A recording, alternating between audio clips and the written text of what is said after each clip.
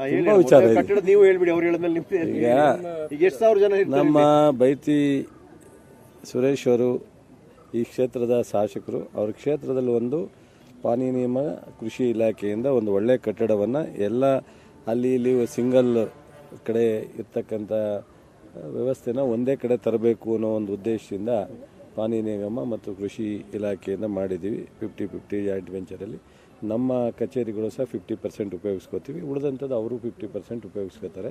11 floor ಹನ್ನೊಂದು ಹಂತವನ್ನು ಇಟ್ಕೊಳ್ತಕ್ಕಂಥದ್ದು. ಒಟ್ಟು ನಾವು ಮುಂದೆ ಬೆಂಗಳೂರು ಬ್ರ್ಯಾಂಡನ್ನು ಮಾಡಬೇಕು ಅಂತ ಹೊರಟಾಗ ಒಂದು ಖಾಸಗಿ ವಲಯದಲ್ಲಿ ಏನು ಒಳ್ಳೊಳ್ಳೆ ಕಟ್ಟಡವನ್ನು ಬರ್ತವೆ, ಒಳ್ಳೆ ಕಾರ್ಪೊರೇಟ್ ಆಫೀಸ್ ಬರುತ್ತೆ, ನಮ್ಮ ಸರ್ಕಾರದ ಕಚೇರಿಗಳು ಸಹ ಒಳ್ಳೆ ಸುಸಜ್ಜಿತವಾಗಿರಬೇಕು ಅನ್ನೋದು ನಮ್ಮ ಇದು. ಆ ರೀತಿ ಒಂದು ಒಳ್ಳೆಯ ಕಟ್ಟಡವನ್ನು ಕಟ್ಟಿ ಮುಖ್ಯಮಂತ್ರಿಯವರಿಗೂ ಸಹ ಆರ್ಥಿಕ ಇಲಾಖೆಯಿಂದ ಇಲ್ಲೊಂದು ಚೇಂಬರ್ ಇರ್ತಕ್ಕಂಥದ್ದು. ಹೀಗಾಗಿ ಒಂದು ಒಳ್ಳೆ ಕಟ್ಟಡ ಕಟ್ತೀವಿ. ಮುಂದಿನ ದಿವಸ ಇವರು ಹಾಸ್ಪಿಟ್ಲನ್ನು ಮಾಡಬೇಕು ಅಂತಿದ್ದಾರೆ ನಾರ್ತಲ್ಲಿ. ನಮ್ಮ ಸುರೇಶ್ ಅವರು ಇಲ್ಲಿ ಪಕ್ಕದಲ್ಲೇ 2 ಎಕರೆನ ಅವರಿಗೆ ಕೊಡಬೇಕು ಅಂತ ತೀರ್ಮಾನ ಮಾಡ್ಕೊತಾ ಇದ್ದೀವಿ. ಹಾಗಾಗಿ ಒಟ್ಟು ಈ ಕಟ್ಟಡ 55 ಕೋಟಿ ವೆಚ್ಚದಲ್ಲಿ ಸುಸಜ್ಜಿತವಾಗಿ 2 ಇಲಾಖೆಯ ಎಲ್ಲ ಕಚೇರಿಗಳನ್ನ ಇಲ್ಲಿ ಶಿಫ್ಟ್ ಮಾಡುವಂಥ ಕೆಲಸ ಮಾಡುವಂಥ ಯುಟಿಲೈಸೇಷನ್ ಇರುತ್ತೆ ಅಂತ ಕೆಲಸ ಕಚೇರಿಗಳು ಅಂತ ಅಂದಮೇಲೆ ಆ ಕಚೇರಿನಲ್ಲಿ 8 ಜನ ಅಧಿಕಾರಿಗಳು ಇರ್ತಾರೆ, ಮಾಡ್ತಾರೆ. ಬಟ್ ಇಬ್ಬರಿಗೂ ಅಕಾಮಿಡೇಷನ್ ಯಾವ್ಯಾವ ಫ್ಲೋರು ಯಾರ್ಯಾರಿಗೆ ಮಾಡಬೇಕು ಅನ್ನೋದನ್ನೆಲ್ಲ ಒಂದು ಸ್ವಲ್ಪ ಮೀಟಿಂಗ್ ಮಾಡಿ ನಂತರ ಅದನ್ನು ಪ್ರಾರಂಭ ಆಗೋದಕ್ಕಿಂತ ಮೊದಲೇ ಮಾಡಿ ಒಂದು ಅವರ ಆ ಇಲಾಖೆ ನಮ್ಮ ಇಲಾಖೆಯಿಂದ ಒಂದು ಅಗ್ರಿಮೆಂಟ್ ಮಾಡ್ಕೋತೀವಿ. ಸರ್, ಈಗ ಮೊದಲನೇದಾಗಿ ಮುಖ್ಯಮಂತ್ರಿಗಳವರ ಪತ್ನಿಗೆ ಮತ್ತೆ ಸಚಿವರಾಗಿರುವಂಥ ಬೈರತಿ ಸುರೇಶ್ ಅವರಿಗೆ ಇಡಿ ನೋಟಿಸ್ ಬಂದಿದೆ ಸರ್. ಈಗಾಗಲೇ ಅವರು ಹೇಳಿದ್ರು, ನೀವು ನಮ್ಮ ಸ್ನೇಹಿತರು ಕೇಳಿದ್ರು, ಸುರೇಶ್ ಅವರು ಮಂತ್ರಿ ಆಗೋದಕ್ಕಿಂತ ಮೊದಲೇ 50-50 ರೇಷಿಯೋದಲ್ಲಿ ಅನೇಕರಿಗೆ ಸೈಟ್ ಕೊಟ್ಟಿದ್ದಾರೆ. ಇದು ಒಬ್ಬರಿಗಲ್ಲ ಇಬ್ಬರಿಗಲ್ಲ, ಸಾವಿರಾರು ಸೈಟನ್ನು ವಿತರಣೆ ಮಾಡಿದ್ದಾರೆ. ಇದೆಲ್ಲ ಆಗಿರ್ತಕ್ಕಂಥದ್ದು BJPಯವರ ಆಡಳಿತದ ಸಂದರ್ಭದಲ್ಲೇ ಹೆಚ್ಚಾಗಿರ್ತಕ್ಕಂಥದ್ದು. ಅವರೇ ಆಡಳಿತ ಮಂಡಳಿ ಅಧ್ಯಕ್ಷರಾಗಿದ್ದರು, ಅವ್ರದ್ದೇ ಸರ್ಕಾರ ಇತ್ತು, ಮುಖ್ಯಮಂತ್ರಿಯವರು ಬಸವರಾಜ ಬೊಮ್ಮಾಯಿಯವ್ರದ್ದು ಆಗಿದ್ದು. ತನಿಖೆ ಆಗೋದಾದರೆ ಅವ್ರ ಮೇಲೆ ಆಗಬೇಕು, ದುರಾದೃಷ್ಟ ಅಂತ ಕಾಣುತ್ತೆ. ಆದರೆ ನಮಗೆ ಅದೇನು ಆತಂಕ ಇಲ್ಲ. ಮುಖ್ಯಮಂತ್ರಿಗಳು ಸ್ಪಷ್ಟವಾಗಿ ಹೇಳಿದ್ದಾರೆ ಮತ್ತು ಲೋಕಾಯುಕ್ತನೂ ಸಹ ಕ್ಲಿಯರ್ ಆಗಿ ಇವ್ರದ್ದು ಯಾವುದೇ ಥರ ಪಾತ್ರ ಇಲ್ಲ ಅಂತ. ಇಷ್ಟೆಲ್ಲ ಆದ್ರೂ ಸಹ ಸೈಟನ್ನು ಮಾನ್ಯ ಶ್ರೀಮತಿಯವರು ಮುಖ್ಯಮಂತ್ರಿಯವರಿಗೆ ನಾವು ವಾಪಸ್ ಕೊಡ್ತಾ ಇದ್ದೀನಿ ಅಂತೇಳಿ, ಇದರ ಅವಶ್ಯಕತೆ ಇಲ್ಲ, ತನಿಖೆ ಆಗಲಿ, ನ್ಯಾಯಯುತವಾಗಿದ್ದರೆ ಮುಂದೆ ಕೊಡಿ, ಇಲ್ಲಾಂದರೆ ಅದನ್ನು ಮುಟ್ಕೋಲು ಹಾಕೊಳ್ಳಿ ಅಂತ ಹೇಳಿ ವಾಪಸ್ ಅವರು ಬರೆದು ಕೊಟ್ಟಾಗಿದೆ. ಇದು ಲೋಕಾಯುಕ್ತನೂ ಕೊಟ್ಟಾಗಿದೆ. ಇಡಿ ಇದಕ್ಕೆ ಯಾಕೆ ಎಂಟ್ರಿ ಆಯಿತು ಅಂತ ನಮಗೂ ಆಶ್ಚರ್ಯ ಆಗುತ್ತೆ. ಇದೇನು ರಾಜಕೀಯ ಪ್ರೇರಿತ ಅಷ್ಟೇ, ಇನ್ನು ಅದಕ್ಕಿಂತ ಹೆಚ್ಚು ಏನು ಹೇಳಲಿಕ್ಕೆ ಸಾಧ್ಯ. ರಾಜಕೀಯ ಪ್ರೇರಿತ ಇದೆ. ಸೊ ಇದರಿಂದ ಯಾವುದೇ ಥರದ ನಮ್ಗೆ ಆತಂಕನೂ ಇಲ್ಲ. ನಾವು ಮಾನ್ಯ ಮುಖ್ಯಮಂತ್ರಿಗಳು ನಿಮಗೆ ತೆರೆದಿಟ್ಟು ಬುಕ್ಕ, ಅವರು ಪ್ರಾರಂಭದಿಂದ ಇಲ್ಲಿವರೆಗೆ ಅವರ ಅಡ್ಮಿನಿಸ್ಟ್ರೇಷನ್ನು ಅವರ ಆಡಳಿತ ಸಂದರ್ಭದಲ್ಲಿ ಕಪ್ಪು ಚುಕ್ಕಿ ಇಲ್ಲ. ಅವ್ರಿಗೇನಾಗುತ್ತೆ ಅಂದರೆ ಈ ದೇಶದಲ್ಲಿ ಕಾಂಗ್ರೆಸ್ನಲ್ಲಿ ಅತ್ಯಂತ ಒಂದು ಮಾಸ್ ಲೀಡ್ರು ಮತ್ತು ಸರಳತೆ ಮತ್ತು ಅಡ್ಮಿನಿಸ್ಟ್ರೇಷನ್ನು ಹೈಯೆಸ್ಟು ಆರ್ಥಿಕ ಬಜೆಟನ್ನು ಮಂಡನೆ ಮಾಡಿರ್ತಕ್ಕಂಥದ್ದು. ಸೊ ಇಂಥ ಒಬ್ಬ ಆಡಳಿತಗಾರರು ಕಾಂಗ್ರೆಸ್ನಲ್ಲಿ ಇರ್ತಕ್ಕಂಥದ್ದು ಅವ್ರಿಗೊಂದು ಸ್ವಲ್ಪ ಗಸಿಬಿಸಿ ಆಗಿದೆ. ಈಗ ಬೇರೆ BJPಯವ್ರ ಕಿತ್ತಾಟ ನೋಡ್ತಾ ಇದ್ದೀರಲ್ಲ, ಸೊ ಇದೆಲ್ಲ ಅವ್ರಿಗೆ ಭಯ ಕಾಡುತ್ತೆ. ಏನಾದ್ರು ನಮ್ಮನ್ನು ಒಂದು ಸ್ವಲ್ಪ ಶೇಕ್ ಮಾಡಿದ್ರೆ ನಮ್ಗೇನಾದ್ರು ಅನುಕೂಲ ಆಗುತ್ತೆ ಅಂತ ಪ್ರಯತ್ನ ಮಾಡ್ತಾರೆ. ಅದೇನು ಆಗಲ್ಲ ಬಿಡಿ. ಈಗ 3 ಚುನಾವಣೆ ನಾವು ಗೆದ್ದವಲ್ಲ, ಹಾಗೇನೆ 2028ಕ್ಕೂ ಪೂರ್ತಿ ಕಾಂಗ್ರೆಸ್ ಸರ್ಕಾರ ಬರುತ್ತೆ. ಜಾಸ್ತಿ ನೀವು ಶೇಕ್ ಮಾಡ್ಕೋಬೇಡಿ ಅಂತ ಅವ್ರು ವಾರ್ನ್ ಮಾಡಿದ್ರು. ಮತ್ತೆ 5 ವರ್ಷ ಪೂರ್ಣಾವಧಿನ ಜಮೀರ್ ಅವ್ರು ಮಾತಾಡ್ತಾರೆ, ಸುಧಾಕರ್ ಅವ್ರು ಮಾತಾಡ್ತಾರೆ, ಶಾಸಕರುಗಳು ಮಾತಾಡ್ತಾರೆ. ಏನದು ನೋಡಿ, ACC ಅವರು ಹೇಳಿದ್ದಾರೆ, ಮೊನ್ನೆ ಮುಖ್ಯಮಂತ್ರಿಗಳು ಸಹ ನಮ್ಮ ಮೇಳದಲ್ಲಿ ಬಂದಾಗ ಹೇಳಿದ್ರು, ಯಾವುದೇ ತೀರ್ಮಾನ ನಮ್ಮ ಪಕ್ಷದಲ್ಲಿ ಹೈಕಮಾಂಡ್ ಇದೆ ಮಾಡುತ್ತೆ ಅಂತ. ಅಷ್ಟು ಹೇಳಿದ್ಮೇಲೆ ಇನ್ನು ಪ್ರಶ್ನೆ ಎಂಥದ್ದು? ನಾನು ಸುರೇಶ ಮಾತಾಡೋದು ನಮ್ಮ ಆಳ್ತಕ್ಕೆ ಮಾತಾಡಿರ್ತೀವಿ, ಇದೇನು ಲೆಕ್ಕಕ್ಕಲ್ಲ ಅಂತ ಬಿಟ್ಬಿಡ್ಬೇಕು. CM ಅಲ್ಟಿಮೇಟ್ ಇಲ್ಲಿ ನಮ್ಮ ಸರ್ಕಾರನ ರನ್ ಮಾಡ್ತಾ ಇರ್ತಕ್ಕಂಥದ್ದು. AICC ಅಧ್ಯಕ್ಷರು ಅಲ್ಲಿದ್ದಾರೆ. ಸೊ ಇಬ್ಬರೂ ಕ್ಲಿಯರ್ ಕಟ್ಟಾಗಿ ಹೈಕಮಾಂಡ್ ತೀರ್ಮಾನ ಬದ್ಧ. ಎಲ್ಲರೂ ಸಿದ್ದರಾಮಯ್ಯನವರು ಹೈಕಮಾಂಡ್ ತೀರ್ಮಾನಕ್ಕೆ ಬದ್ಧ, DK ಶಿವಕುಮಾರು ಹೈಕಮಾಂಡ್ ತೀರ್ಮಾನಕ್ಕೆ ಬದ್ಧ ಅಂತ ಅಂದಮೇಲೆ ಅವರಿಬ್ಬರೇ ಚೆನ್ನಾಗಿದ್ದಾರೆ. ನಾನು ಸುರೇಶ್ ಮಾತಾಡೋದ್ರಿಂದ ಏನು ಪ್ರಯೋಜನ ಇದೆ? BJPಗೆ ಕಂಪೇರ್ ಮಾಡಿದ್ರೆ 1-2% ಪ್ರಜಾಪ್ರಭುತ್ವದ ವ್ಯವಸ್ಥೆನಲ್ಲಿ ಮಾತಾಡ್ಬೋದು. BJPಯವರು ತೊಡೆ ತಟ್ಟೋ ಥರ ನಮ್ಮಲ್ಲಿ ಏನೂ ಇಲ್ಲ. ನಮ್ಮಲ್ಲಿ ಮಂತ್ರಿಗಳು ನೀವೇನು ಮಾಡ್ತೀರಾ, ಈಗ ನನಗೆ ಸುರೇಶ್ಗೆ ತಾಳ್ಮೆ ಇದೆ ಅಂದರೆ ಎಲ್ರಿಗೂ ಇರುತ್ತಾ? ಏನಾರು ಮಾಡಿ ಕೆಣಕ್ ಬಿಡ್ತೀರಾ, ಎಲ್ಲೋ ಒಂದು ಬಾಯ್ ಬಿಟ್ರೆ ಅದೇನೋ ಒಂದು ಮಾಡ್ಬಿಡ್ತೀರಾ. ನನಗನ್ನಿಸುತ್ತೆ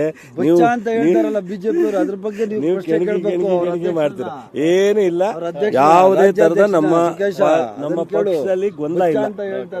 ಥ್ಯಾಂಕ್ ಯು ಹೇಳಿ, ತುಂಬಾ ವಿಚಾರ ಇದೆ. ಕಟ್ಟಡ ನೀವು ಹೇಳ್ಬಿಡಿ, ಅವ್ರು ಹೇಳಿದ್ಮೇಲೆ ನಿಮ್ಗೆ ಈಗ ಎಷ್ಟು ಸಾವಿರ ಜನ ಇರ್ತಾರೆ ನಮ್ಮ ಬೈತಿ ಸುರೇಶ್ ಅವರು ಈ ಕ್ಷೇತ್ರದ ಶಾಸಕರು. ಅವ್ರ ಕ್ಷೇತ್ರದಲ್ಲಿ ಒಂದು ಪಾನಿ ನಿಯಮ ಕೃಷಿ ಇಲಾಖೆಯಿಂದ ಒಂದು ಒಳ್ಳೆ ಕಟ್ಟಡವನ್ನು ಎಲ್ಲ ಅಲ್ಲಿ ಇಲ್ಲಿ ಸಿಂಗಲ್ ಕಡೆ ಇರ್ತಕ್ಕಂಥ ವ್ಯವಸ್ಥೆನ ಒಂದೇ ಕಡೆ ತರಬೇಕು ಅನ್ನೋ ಒಂದು ಉದ್ದೇಶದಿಂದ ಪಾನಿ ನಿಗಮ ಮತ್ತು ಕೃಷಿ ಇಲಾಖೆಯಿಂದ ಮಾಡಿದ್ದೀವಿ. 50-50 ಜಾಯಿಂಟ್ ವೆಂಚರಲ್ಲಿ ನಮ್ಮ ಕಚೇರಿಗಳು ಸಹ 50% ಉಪಯೋಗಿಸ್ಕೋತೀವಿ. ಉಳಿದಂಥದ್ದು ಅವರು 50% ಉಪಯೋಗಿಸ್ಕೋತಾರೆ.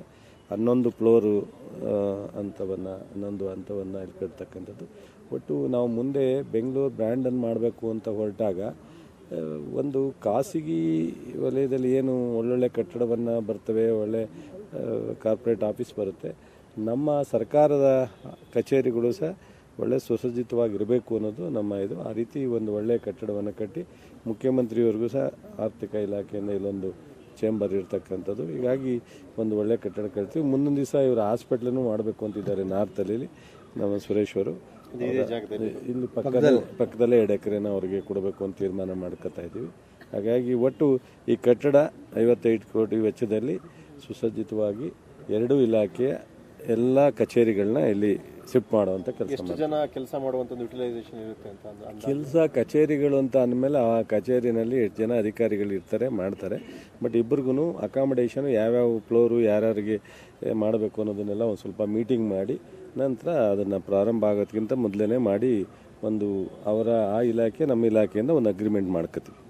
ಸರ್, ಈಗ ಮೊದಲನೇದಾಗಿ ಮುಖ್ಯಮಂತ್ರಿಗಳವರ ಪತ್ನಿಗೆ ಮತ್ತೆ ಸಚಿವರಾಗಿರುವಂಥ ಬೈರತಿ ಸುರೇಶ್ ಅವರಿಗೆ ಇಡಿ ನೋಟಿಸ್ ಬಂದಿದೆ ಸರ್. ಈಗಾಗಲೇ ಅವರು ಹೇಳಿದ್ರು, ನೀವು ನಮ್ಮ ಸ್ನೇಹಿತರು ಕೇಳಿದ್ರು, ಸುರೇಶ್ ಅವರು ಮಂತ್ರಿ ಆಗೋದಕ್ಕಿಂತ ಮೊದಲೇ 50-50 ರೇಷಿಯೋದಲ್ಲಿ ಅನೇಕರಿಗೆ ಸೈಟ್ ಕೊಟ್ಟಿದ್ದಾರೆ. ಇದು ಒಬ್ಬರಿಗಲ್ಲ ಇಬ್ಬರಿಗಲ್ಲ, ಸಾವಿರಾರು ಸೈಟನ್ನು ವಿತರಣೆ ಮಾಡಿದ್ದಾರೆ. ಇದೆಲ್ಲ ಆಗಿರ್ತಕ್ಕಂಥದ್ದು BJPಯವರ ಆಡಳಿತದ ಸಂದರ್ಭದಲ್ಲೇ ಹೆಚ್ಚಾಗಿರ್ತಕ್ಕಂಥದ್ದು. ಅವರೇ ಆಡಳಿತ ಮಂಡಳಿ ಅಧ್ಯಕ್ಷರಾಗಿದ್ದರು, ಅವ್ರದ್ದೇ ಸರ್ಕಾರ ಇತ್ತು, ಮುಖ್ಯಮಂತ್ರಿಯವರು ಬಸವರಾಜ ಬೊಮ್ಮಾಯಿಯವ್ರದ್ದು ಆಗಿದ್ದು.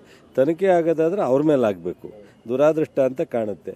ಆದರೆ ನಮಗೆ ಅದೇನು ಆತಂಕ ಇಲ್ಲ. ಮುಖ್ಯಮಂತ್ರಿಗಳು ಸ್ಪಷ್ಟವಾಗಿ ಹೇಳಿದ್ದಾರೆ ಮತ್ತು ಲೋಕಾಯುಕ್ತನೂ ಸಹ ಕ್ಲಿಯರ್ ಆಗಿ ಇವ್ರದ್ದು ಯಾವುದೇ ಥರ ಪಾತ್ರ ಇಲ್ಲ ಅಂತ. ಇಷ್ಟೆಲ್ಲ ಆದ್ರೂ ಸಹ ಸೈಟನ್ನು ಮಾನ್ಯ ಶ್ರೀಮತಿಯವರು ಮುಖ್ಯಮಂತ್ರಿಯವರಿಗೆ ನಾವು ವಾಪಸ್ ಕೊಡ್ತಾ ಇದ್ದೀನಿ ಅಂತೇಳಿ, ಇದರ ಅವಶ್ಯಕತೆ ಇಲ್ಲ, ತನಿಖೆ ಆಗಲಿ, ನ್ಯಾಯಯುತವಾಗಿದ್ದರೆ ಮುಂದೆ ಕೊಡಿ, ಇಲ್ಲ ಅಂದರೆ ಅದನ್ನು ಮುಟ್ಕೋಲು ಹಾಕೊಳ್ಳಿ ಅಂತ ಹೇಳಿ ವಾಪಸ್ ಅವರು ಬರೆದು ಕೊಟ್ಟಾಗಿದೆ.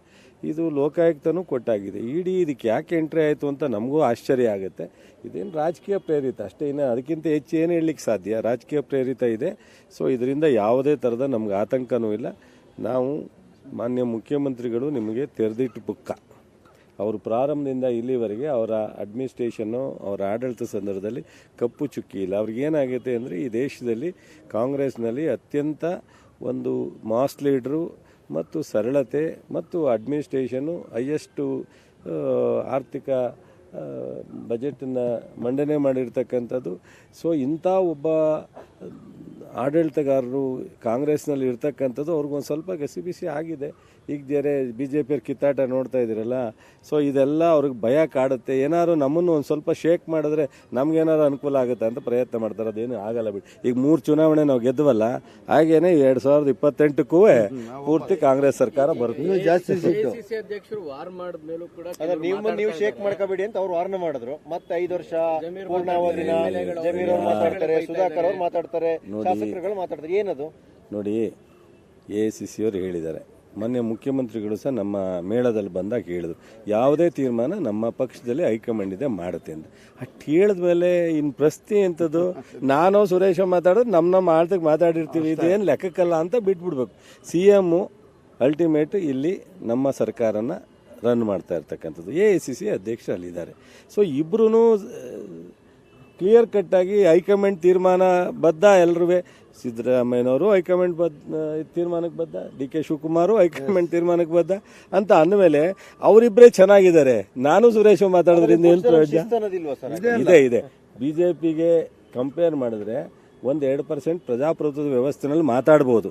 BJPಯವರು ತೊಡೆ ತಟ್ಟೋ ಥರ ನಮ್ಮಲ್ಲಿ ಏನೂ ಇಲ್ಲ. ನಮ್ಮಲ್ಲಿ ಮಂತ್ರಿಗಳು ನೀವೇನು ಮಾಡ್ತೀರಾ, ಈಗ ನನಗೆ ಸುರೇಶ್ಗೆ ತಾಳ್ಮೆ ಇದೆ ಅಂದರೆ ಎಲ್ರಿಗೂ ಇರುತ್ತಾ, ಏನಾರು ಮಾಡಿ ಕೆಣಕ್ ಬಿಡ್ತೀರಾ, ಎಲ್ಲೋ ಒಂದು ಬಾಯ್ ಬಿಟ್ರೆ ಅದೇನೋ ಒಂದು ಮಾಡ್ಬಿಡ್ತೀರಾ. ನಿಮ್ಮ ಹಳೆ ಸ್ನೇಹಿತರು ತುಂಬಾ ಮಾತಾಡ್ತಾರಲ್ಲ ಅದಕ್ಕೆ. ನನಗನ್ನಿಸುತ್ತೆ ನೀವು ಅಂತ ಹೇಳ್ತಾರಲ್ಲ ಬಿಜೆಪಿ ಅವರು, ಅದ್ರ ಬಗ್ಗೆ ನೀವು ಕೆಣಕಿ ಮಾಡ್ತೀರಾ.